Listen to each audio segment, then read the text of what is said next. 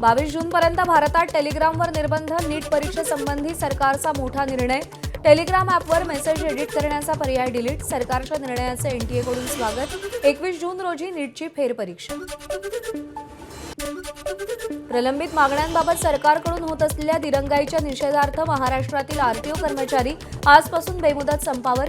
या संपामुळे राज्यभरातील प्रादेशिक परिवहन कार्यालयांमधल्या अनेक सेवा ठप्प होण्याची शक्यता.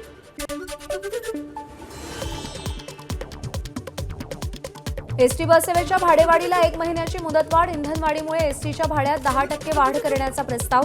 15 जुलैनंतर एसटीची भाडेवाढ होण्याची शक्यता. पुण्यात सीएनजी आणि पीएनजी महागलं. सीएनजीच्या दरात किलोमागे 1 रुपयांची तर पीएनजीच्या दरात 85 पैशांची वाढ. दरवाढीमुळे सामान्य ग्राहकांना आर्थिक भुर्दंड सोसावा लागणार. डिझेल आणि हवाई इंधनाच्या निर्यात शुल्कात वाढ. डिझेलच्या निर्यात शुल्कात प्रति लिटर 50 पैशांची वाढ. डिझेलवर आता 14 रुपये निर्यात शुल्क. एटीएफवरचं निर्यात शुल्क प्रति लिटर 12.5 रुपये. पेट्रोलवरचं निर्यात शुल्क मात्र 1.5 रुपये इतकंच कायम. भीमाशंकर देवस्थानकडून व्हीआयपी दर्शन व्यवस्थेला पूर्णविराम. व्हीआयपी आणि सामान्य भाविकांसाठी एकच नियम. देवस्थानचा मोठा निर्णय. दर्शन व्यवस्थेत समानता आणि पारदर्शकता आणण्याच्या उद्देशानं हा निर्णय लागू. कुणाल कामरा आणि सुषमा अंधारे यांच्या विरोधातील हक्कभंग प्रकरणी आज दुपारी सुनावणी होणार. आजच अंतिम निर्णय होण्याची शक्यता. विधान परिषद विशेषाधिकार समितीचे अध्यक्ष आमदार प्रसाद लाड यांच्या अध्यक्षतेखाली विधान भवनात सुनावणी होणार. कोल्हापूरच्या नांदणी मठातील माधुरी हत्तीणीच्या पुनरागमनाचा मार्ग मोकळा. महिन्याभरात माधुरी हत्तीणीला पुन्हा नांदणी मठात आणण्यासाठी तयारी सुरू. 2 दिवसांपूर्वी वंताराची तज्ज्ञ टीम नांदणीत दाखल. मराठवाड्यातल्या 8ही जिल्ह्यात ठाकरेंच्या शिवसेनेकडून बळीराजा गर्जना ट्रॅक्टर रॅली. सरसकट कर्जमुक्तीसाठी ठाकरेंच्या शिवसेनेचा सरकारविरोधात एल्गार. नको अटी नको शर्ती, आम्हाला द्या संपूर्ण कर्जमुक्ती असं घोषवाक्य. मान्सून रखडल्यानं जूनच्या पहिल्या पंधरवड्यात महाराष्ट्रात सरासरीपेक्षा 72% कमी पावसाची नोंद. पुढील 4 ते 5 दिवसात राज्यात मान्सूनची प्रगती अपेक्षित. महाराष्ट्रात जूनच्या पहिल्या 15 दिवसांमध्ये सरासरी 21.3 मिलीमीटर पावसाची नोंद. मुंबईला पाणीपुरवठा करणाऱ्या 7 तलावांनी तळ गाठला. अवघा 10% पाणीसाठा शिल्लक. पुढच्या आठवड्यापासून 20% पाणी कपात करण्याचा पालिकेचा विचार. मोडक सागर, मध्य वैतरणा, अप्पर वैतरणा, भातसा, तानसा, विहार आणि तुळशी या 7 धरणांमधून मुंबईला दररोज 4100 दशलक्ष लिटर पाणी पुरवठा. पुणे शहरात पाणी कपातीला सुरुवात. शहरात 1 दिवसाआड पाणी पुरवठा सुरू. खडकवासला धरणसाखळीतील पाणीसाठ्यात घट. मान्सून लांबल्यानं नाशिककरांवर पाणी कपातीचं संकट गडद. 10 धरण प्रकल्पातील पाणीसाठा 10%पेक्षा कमी. पुढच्या आठवड्यात पाणी कपातीबाबत निर्णय होण्याची शक्यता. जिल्ह्यातल्या 28 धरणांमध्ये 19%च पाणीसाठा उपलब्ध. डोंगरात असणाऱ्या पाझर तलावातून टँकरद्वारे पाणी पुरवठा सुरू. आतापर्यंत 73 गावांमधील 258 वाड्यांना टँकरद्वारे पाणी पुरवठा. शहराच्या पाणी टंचाईवर भरत गोगावलेंकडून पर्यायी मार्ग.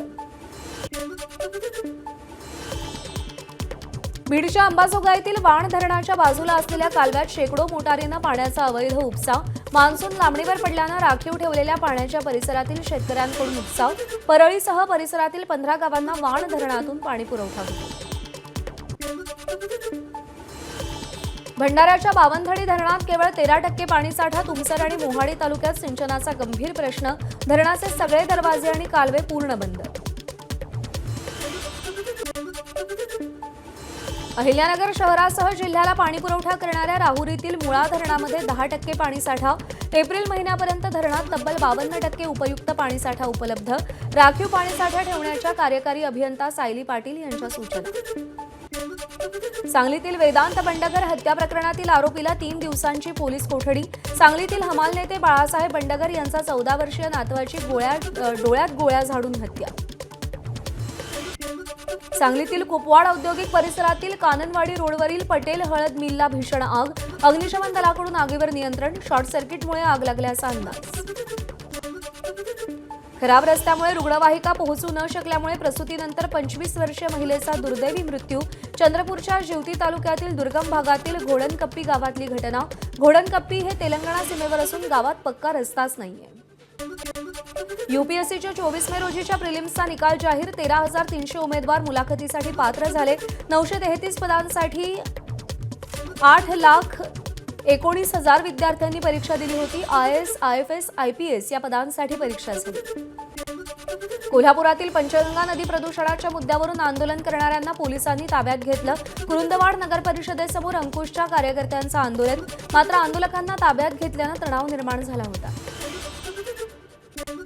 साताऱ्याच्या कराडमध्ये कोळे परिसरात दहशत माजवणारा बिबट्या अखेर जेरबंद. वनविभागाच्या मोहिमेला यश. महिन्याभराच्या शोध मोहिमेनंतर बिबट्या पिंजऱ्यात. शेतकऱ्यांनी दिलासा व्यक्त केला. मुंबईतील बीकेसी परिसरात 7 अजगरांची पिल्लं आणि एक बेनविषारी सापाचं रेस्क्यू.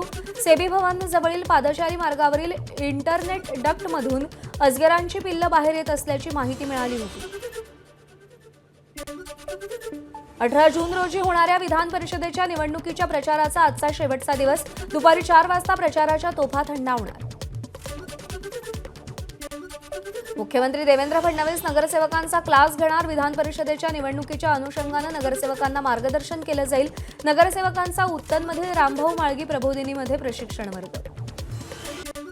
सातारा सांगली विधान परिषद निवडणुकीच्या पार्श्वभूमीवर महायुतीतली धुसफूस कायम. आज शिवसेना आपल्या सगळ्या मतदारांची बैठक घेणार. बैठकीतील अहवाल एकनाथ शिंदेंना देणार आणि त्यानंतर महायुतीच्या उमेदवाराला पाठिंबा द्यायचा की नाही यावर अंतिम निर्णय होणार. धाराशिव, बीड, लातूर विधान परिषदेसाठी भाजपची सावधखेळी. मतदारांना अज्ञात स्थळी सहलीवर पाठवलं. कोणताही दगाफटका होऊ नये म्हणून नगरसेवक सहलीवर. तुळजापूर, कळंब, नळदुर्ग, उमरगा नगरपरिषदेचे नगरसेवक वेगवेगळ्या ठिकाणी पाठवल्याची माहिती.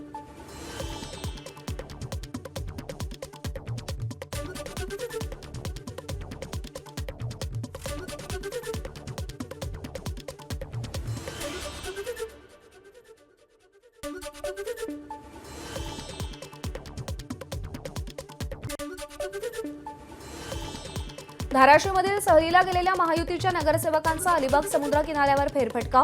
कळंब, तुळजापूर, उमरगा नगर परिषदेचे नगरसेवक सहलीला. निवडणुकीत दगाफटका होऊ नये म्हणून महायुतीची सावध भूमिका. मतदानापूर्वी सगळे नगरसेवक मतदारसंघात परतणार. बुलढाण्यातील मेहकरची नगर परिषद महाविकास आघाडीच्या ताब्यात. काँग्रेसचे 9 नगरसेवक ठाकरेंच्या शिवसेनेसोबत. नगराध्यक्ष किशोर गारोळे यांना काँग्रेसचा पाठिंबा. शिवसेनेला मेहकरमध्ये धक्का. सोलापूर महापालिकेतील भाजप नगरसेवकांसाठी विधान परिषदेच्या निवडणुकीसाठी व्हीप जारी. भाजपच्या सगळ्या 316 नगरसेवकांना व्हीप जारी करण्यात आलाय. पक्षाच्या आदेशाचं पालन करण्याच्या सूचना. विधान परिषद निवडणुकीच्या पार्श्वभूमीवर नाशिकमधील येवल्यामध्ये महायुतीच्या हालचालींना वेग. आमदार किशोर दराडे यांनी माजी खासदार समीर भुजबळ यांची भेट घेतली. महायुतीचा धर्म पाळणार. बैठकीनंतर समीर भुजबळ यांची प्रतिक्रिया. तृणमूल तोडली, पुन्हा शिवसेना तोडू अशा भाजप आणि मिंध्यांच्या वल्गना. सामनाच्या अग्रलेखातून पक्षफुटीवर जोरदार टीका. तर महाराष्ट्रात देशात लबाड लांडग्यांचं राज्य. निवडणूक आयोग, सुप्रीम कोर्ट बेईमानीचे संरक्षक. सामनातून उल्लेख. शिवसेनेचा 60वा वर्धापन दिन 19 जूनला मुंबईमध्ये पार पडणार. सोहळ्यासाठी ठाकरेंच्या शिवसेनेकडून जय्यत तयारी. माटुंग्यातील षण्मुखानंद सभागृहात ठाकरेंच्या शिवसेनेचा वर्धापन दिन पार पडेल. उद्धव ठाकरे मार्गदर्शन करतील.